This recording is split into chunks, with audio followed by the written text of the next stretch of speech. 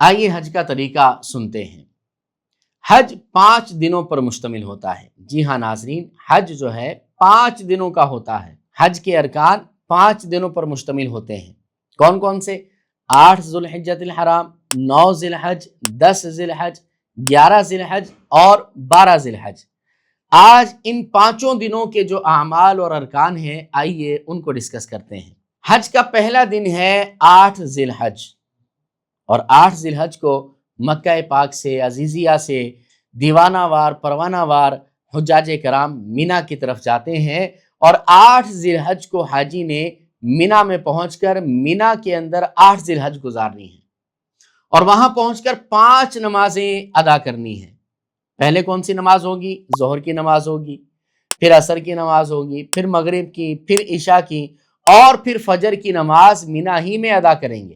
اور پھر جب فجر ہوگی تو یہ تاریخ ہو جائے گی 9 ذی الحج، یعنی مغرب سے ہی چینج ہو گئی۔ تو 9 تاریخ جو ہے یہ وقوف عرفہ کا دن ہے، یہ حج کا بہت ہی اہم دن ہے۔ The most important day of حج۔ حج اگر آپ سے کوئی پوچھے کہ حج کون سے دن ہوتا ہے تو آپ کہہ سکتے ہیں کہ حج 9 ذی الحج کو ہوتا ہے۔ 9 ذی الحج کو حاجی نے عرفات میں وقوف کرنا ہوتا ہے، عرفات میں 9 ذی الحج گزاریں گے۔ یاد رکھیں کہ حج کے 3 فرائض ہیں: احرام پہننا، نیت کرنا اور طواف زیارہ کرنا۔ لیکن حج کا جو رکن اعظم ہے وہ وقوف عرفہ ہے۔ وقوف عرفہ کا وقت اس وقت شروع ہوتا ہے جب ظہر کا وقت شروع ہو جاتا ہے۔ جیسے ہی ظہر کا وقت شروع ہوگا، جتنے لوگ عرفات میں احرام پہن کر احرام کی نیت سے وہاں موجود ہوں گے، وہ سارے کے سارے حاجی ہو جائیں گے، وہ حاجی بن جائیں گے۔ لیکن یاد رکھیں کہ عرفات سے غروب آفتاب سے پہلے پہلے نکلنا جائز نہیں، یعنی مغرب تک وہیں رکیں گے۔ جو غروب آفتاب سے پہلے عرفات سے نکل جائے گا اس پر دم واجب ہو جائے گا۔ عرفات میں ظہر اور عصر اپنے اپنے خیموں میں پڑھنی ہے، ممکن ہو تو جماعت کروا لیں، لیکن غروب آفتاب کے بعد عرفات سے نکلیں گے۔ اب دیکھیں، یہ بھی اسلام کا حکم ہے، اسلام کی شان ہے کہ عرفات میں مغرب کا وقت تو ہو گیا، مگر عرفات میں مغرب کی نماز نہیں پڑھنی ہے، بلکہ کیا کریں گے؟ حاجی مزدلفہ جائیں گے، اور مزدلفہ میں جا کر مغرب اور عشاء ملا کر پڑھیں گے، مگر عشاء کا وقت شروع ہو جانے کے بعد پڑھیں گے، مغرب کے وقت میں نہیں۔ عشاء کے وقت میں مغرب اور عشاء ملا کر پڑھیں گے، اور اس کا طریقہ یہ ہوگا کہ پہلے مغرب کے فرض پڑھیں گے، پھر عشاء کے فرض پڑھیں گے، پھر اس کے بعد مغرب کی سنتیں اور نفل ادا کریں گے، اور اس کے بعد پھر عشاء کی سنتیں، نفل اور وتر وغیرہ ادا کریں گے۔ اب یہ جو رات چل رہی ہے یہ 10 ذی الحج کی رات ہے۔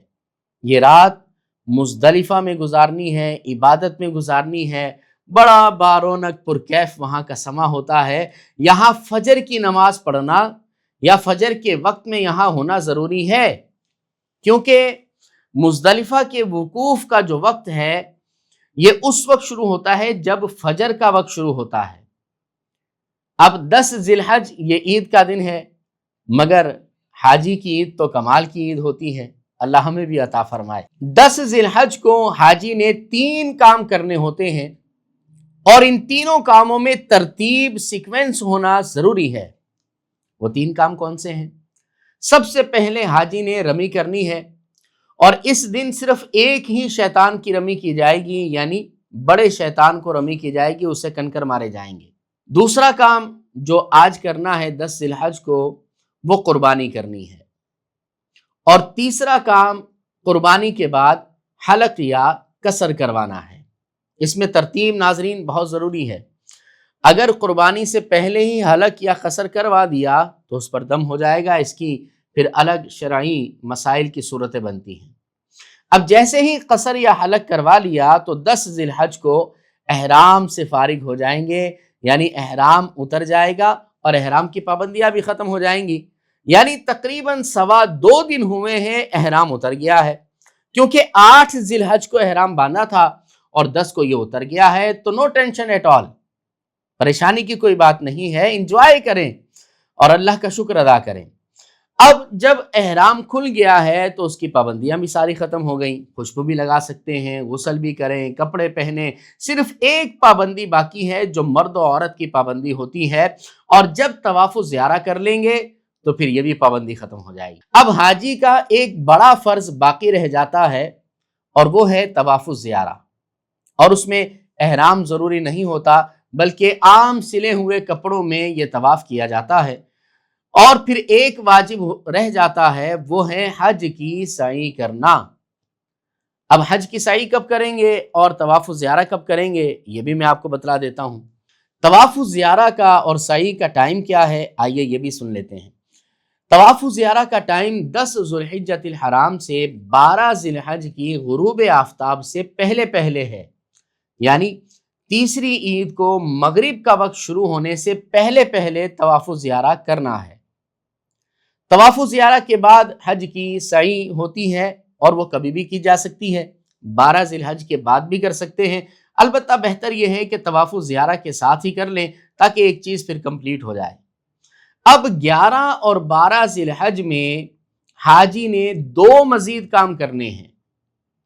ایک تو جمرات کی رمی ہے اور اس میں تینوں شیطانوں کو کنکری مارنی ہے، اور ہر شیطان کو 7 کنکریاں مارنی پڑیں گی، یعنی ٹوٹل 21 کنکریاں ماری جائیں گی۔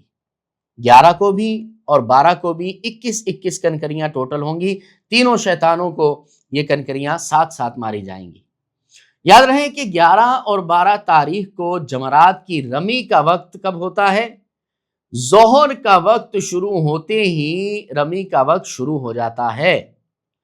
ظہر کے بعد سے لے کر اگلے دن صبح صادق تک حاجی کبھی بھی رمی کر سکتا ہے۔ تو جب 12 ذی الحج کی رمی کریں گے تو یہ حج کے 5 دن مکمل ہو جائیں گے، اور یہ تفصیل آپ نے سن لی ہے۔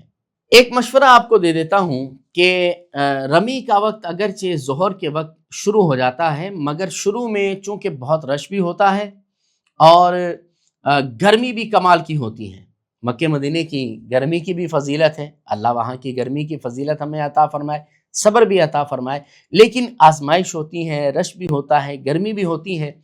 علماء مشورہ یہ دیا کرتے ہیں کہ آپ ٹھنڈے ٹائم میں جائیں، یعنی مغرب عشاء کے بعد اگر آپ جاتے ہیں، جبکہ گرمی دن میں بہت زیادہ ہے، اور ہر سال خبریں آتی ہیں کہ اتنے لوگ جو ہے وہ آزمائش کا شکار ہوئے، بعض تو اس راہ میں قبول اس طرح ہو جاتے ہیں کہ شہادت پا جاتے ہیں۔